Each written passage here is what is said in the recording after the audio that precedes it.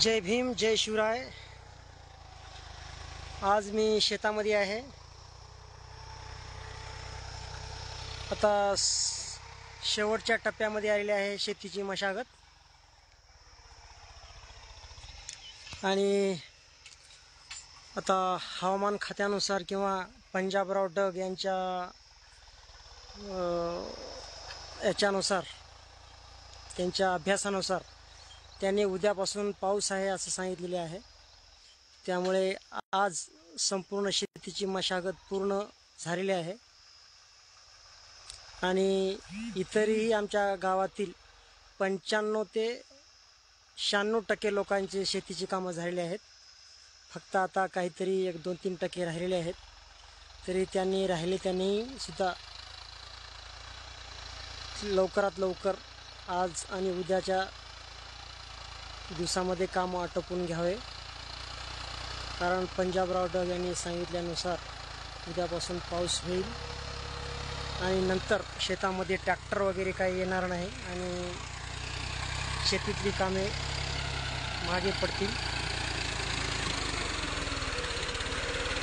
आणि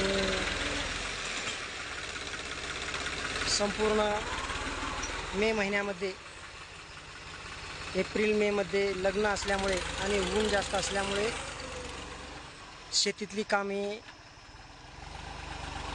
झाली नव्हती। परंतु मागे 8 दिवसाखाली सारखं पाऊस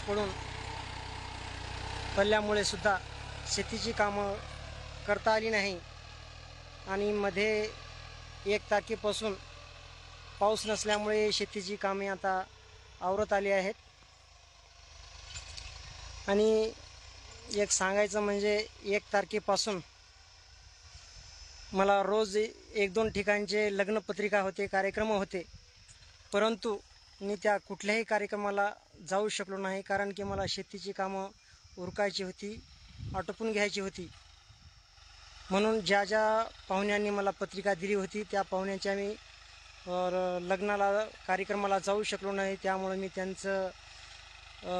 त्यांच्या ऋणात आहे, त्यांची क्षमा मागतो। कारण की राष्ट्रसंत गाडगेबाबा म्हणतात, जर पेरणीच्या दिवसामध्ये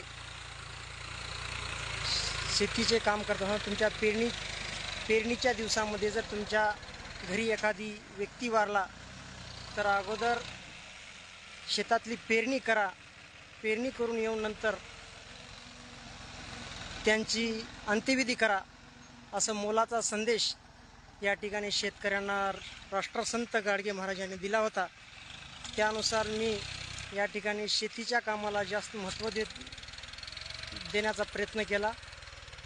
ज्यांच्या मी लग्नाला येऊ शकलो नाही, कार्यक्रमाला येऊ शकलो नाही, त्यांच्या कार्यक्रमाला नक्कीच मी पुढच्या कार्यक्रमाला येईन अशी मी ग्वाही देतो।